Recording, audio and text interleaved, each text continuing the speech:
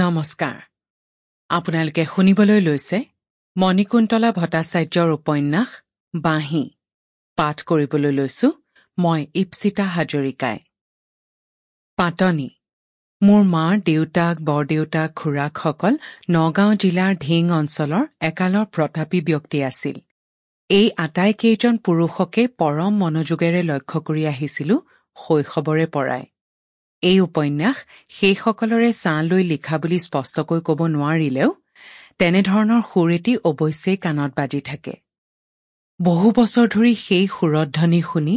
যি অনুভৱেৰে লিখিলো এই উপন্যাস তাৰ পাৰ্শ্ব চৰিত্ৰ কিছুমানো সম্পূৰ্ণ বাস্তৱ জীৱনৰ পৰা লোৱা কিছুমানৰ ক্ষেত্ৰতহে কল্পনাৰ সহায় লোৱা হৈছে 2007 চনৰ বিহু সংখ্যা জনমভূমি আলোচনীত উপন্যাসখনে ক্ষুদ্ৰ ৰূপত আত্মপ্ৰকাশ কৰিছিল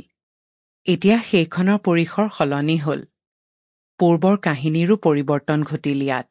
সেই সময়ত প্ৰকাশ হওঁতেই অনেকেই গ্ৰন্থাগাৰত বৰ্ধিত ৰূপত পঢ়াৰ প্ৰতি আগ্ৰহ প্ৰকাশ কৰিছিল অনুপ্ৰেৰণা যোগাইছিল এতিয়া পাঠকে এই গ্ৰন্থখনি আদৰি ল'লে পৰিশ্ৰম সাৰ্থক হ'ব কৃতাৰ্থ মানিম শেষত ষ্টুডেণ্ট ষ্ট'ৰ্ছৰ মৃত্যুঞ্জয় দত্তক প্ৰকাশক হিচাপে জনালো ধন্যবাদ কাহিলীপাৰা গুৱাহাটী 26 অক্টোবৰ 2010 মণিকুন্তলা ভট্টাচাৰ্য বাৰাণ্ডাখনত এতিয়াও এলাহ কৰি ৰ'দজাক ৰৈ আছে যাওঁ বুলিও যাব পৰা নাই ভিতৰৰ পৰা ওলাই নয়নতৰা সেইখিনিতে ৰলহি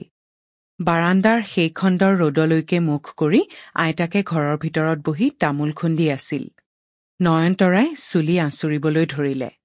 খুন্দনাটোৰ পৰা খুটুং খাটাং শব্দ কিছুমান যেনি তেনি উফৰি চিটিকি পৰিছিল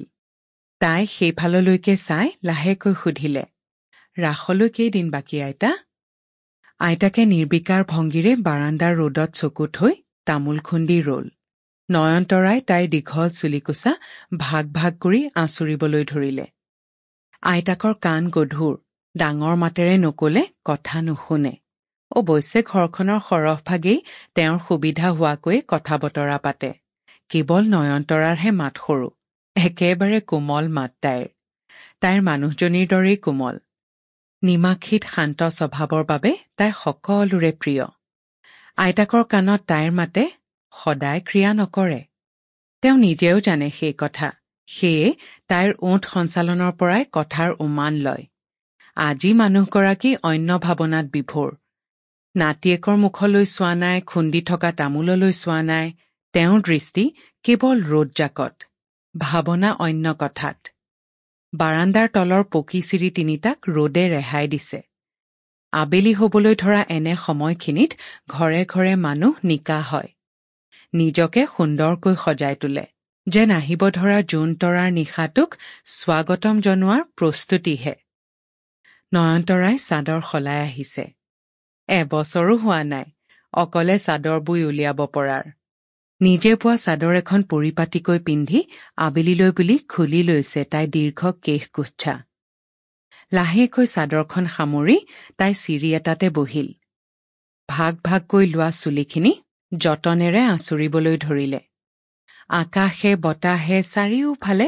ৰাসৰ আখৰাই ৰজন জনোৱা সময় এয়া তাই একান্ত মনে চুলি আঁচুৰিবলৈ ধৰিলে আইতাকেও একান্ত মনে তামোল খুন্দি আছে কিন্তু একেই নহয় দুয়ো নাৰীৰ মনোযোগ অকস্মাতে আইতাকৰ চকুৰ মণিজুৰিত এটা চমক লাগিল